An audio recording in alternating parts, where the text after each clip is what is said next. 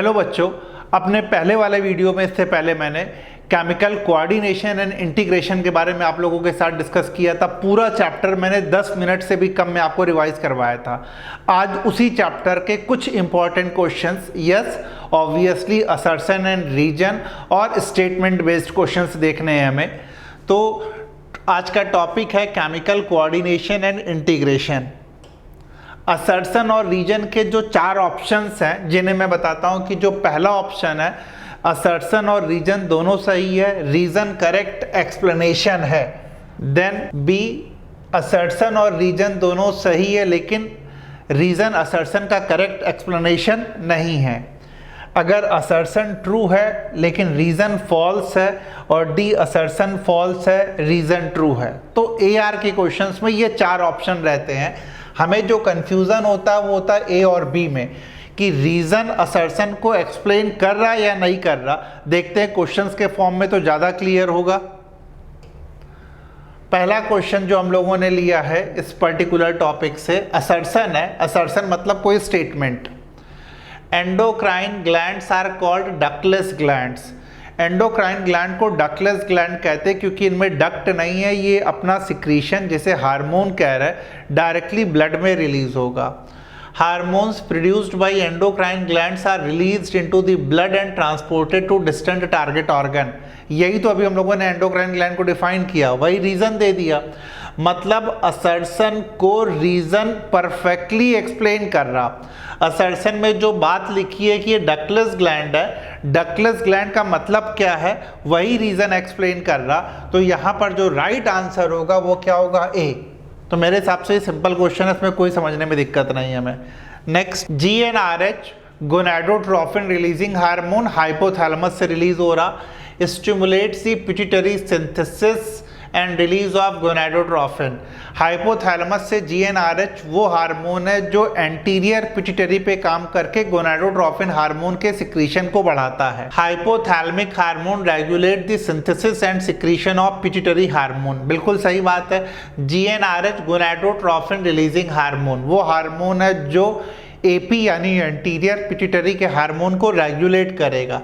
तो यहाँ भी आंसर बच्चों क्या होगा, A. Third question, our body secretes adrenaline in intense cold. आपको बहुत ठंडी लग रही है, इंटेंस कोल्ड है, बॉडी में एड्रेनलिन रस होगा, एड्रेनलिन का लेवल इंक्रीज करेगा, बॉडी में एनर्जी लेवल बढ़ेगा। आपको ऐसी इमरजेंसी कंडीशन से फाइट करने के लिए बॉडी तैयार हो रही है। Reason, adrenaline raises metabolic rate. Metabolic rate बढ़ेगा तो एनर्जी बढ़ेगी, एनर्जी बढ़ेगी तो बाहर ज़्यादा कोल्ड है, बॉडी आपकी उससे फाइट कर पाएगी। परफेक्ट एक्सप्लेनेशन है, यानी आंसर क्या होगा यहाँ पे, A. Next, in old persons there is gradually weakening of immune system. जैसे जैसे हमारी एज बढ़ती जा रही है हमारा इम्यून सिस्टम वीक होता जा रहा है। रीजन क्या इसका दे रहा है, it is because of degeneration of thymus gland. Puberty attain करने के बाद थाइमस ग्लैंड धीरे धीरे एट्रोफी होती है, तो एज बढ़ने के साथ थाइमस ग्लैंड डीजनरेट हो रही है, इसलिए इम्यूनिटी वीक हो रही है। तो यहाँ भी करेक्ट एक्सप्लेनेशन है। Pancreas is composite gland. Composite gland यानी कि मिक्स्ड ग्लैंड, मतलब एक्सोक्राइन भी और एंडोक्राइन भी है। It acts both as an exocrine and an endocrine gland. तो दोनों की तरह काम करती है, इसलिए आंसर क्या होगा इसका, ए। नेक्स्ट, अगला क्वेश्चन, असर्शन और reason. The physiological function of target tissues are regulated by hormone. Physiological functions of target tissues are regulated by hormone. Endocrine gland से हार्मोन रिलीज हुआ, टारगेट टिश्यू पे गया, रिसेप्टर से बाइंड किया, receptor से bind करके target tissue के function को रेगुलेट कर रहा।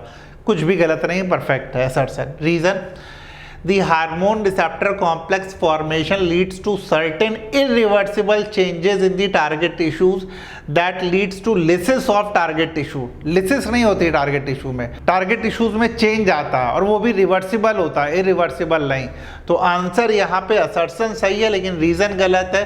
तो if A is right and R is false तो आंसर क्या होगा, C. Next, hormones interacting with membrane bound receptors normally do not enter the target cell. 2 तरह के हार्मोन है, प्रोटीन हार्मोन और स्टेरॉयड हार्मोन। प्रोटीन हार्मोन जो है, protein hormone जैसे एफएसएच, जो एनसीईआरटी ने एग्जांपल दे रखा है एफएसएच का, प्रोटीन हार्मोन जो है जैसे FSH, इनके रिसेप्टर सेल मेम्ब्रेन के सरफेस पर प्रेजेंट होते हैं। अगर इन्हें अपना एक्शन एग्जीक्यूट करना होगा तो सेकेंड मैसेंजर के वाया एग्जीक्यूट करेंगे। तो hormones interacting with membrane bound receptors normally do not enter the target cell, सही बात है। They generate second messenger like cyclic AMP, inositol triphosphate, IP3 and calcium ion. तो जब वो सेल मेम्ब्रेन के अंदर जा ही नहीं पा रहे तो अपना एक्शन एग्जीक्यूट कैसे करेंगे? They will execute their action via second messenger. तो परफेक्ट आंसर क्या होगा यहाँ पर? ए। असर्शन को एक्सप्लेन कर रहा है कि वो अंदर नहीं जा पा रहा, इसलिए उसे सेकंड मैसेंजर की रिक्वायरमेंट है। नेक्स्ट स्टेटमेंट बेस्ड क्वेश्चंस आ गए हैं। Which of the following statement is incorrect? ये इनकरेक्ट और करेक्ट वाला भी हमारा क्वेश्चन एक तो रॉन्ग होता ही है, तो इनकरेक्ट या करेक्ट को अलग से सर्किल कर लेते हैं। इनकरेक्ट पूछ रहा रिगार्डिंग हाइपोथैलेमस, वो हाइपोथैलेमस जो डायनसेफेलॉन का बेसल पार्ट है। हाइपोथैलेमस बायोलॉजिकल क्लॉक को रेगुलेट कर रहा है, थर्स्टी सेंटर है, हंगर सेंटर है, लिम्बिक सिस्टम का पार्ट है। ये इंफॉर्मेशन हमारे पास है।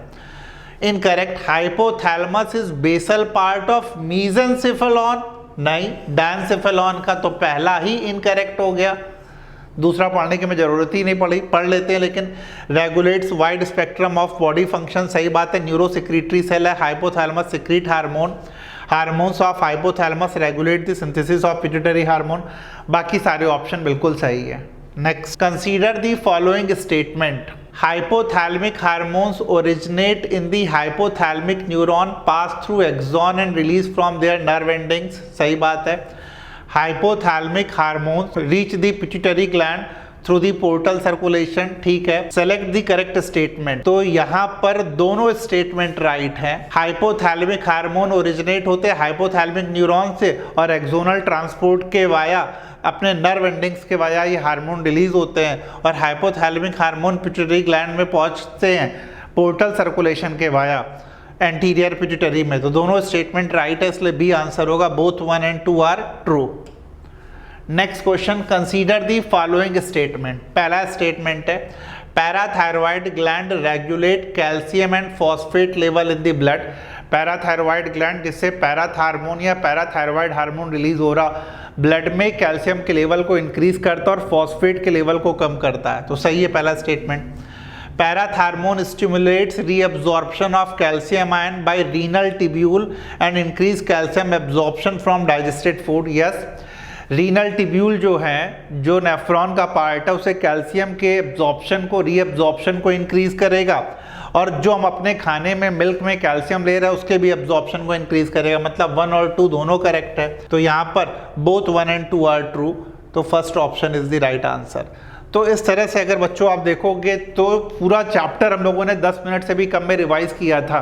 अगर आप क्वेश्चंस की प्रैक्टिस करते हो तो सिर्फ आपको केयरफुली रीड करना है, कहाँ इनकरेक्ट दे रहे हैं, रीजन असर्शन को एक्सप्लेन कर रहा है या नहीं कर रहा। अगर आप मेरे साथ भी रिवाइज करोगे, जो हम लोगों की NCERT सीरीज चल रही है, तो भी आपका काफ़ी कुछ कवर हो जाएगा।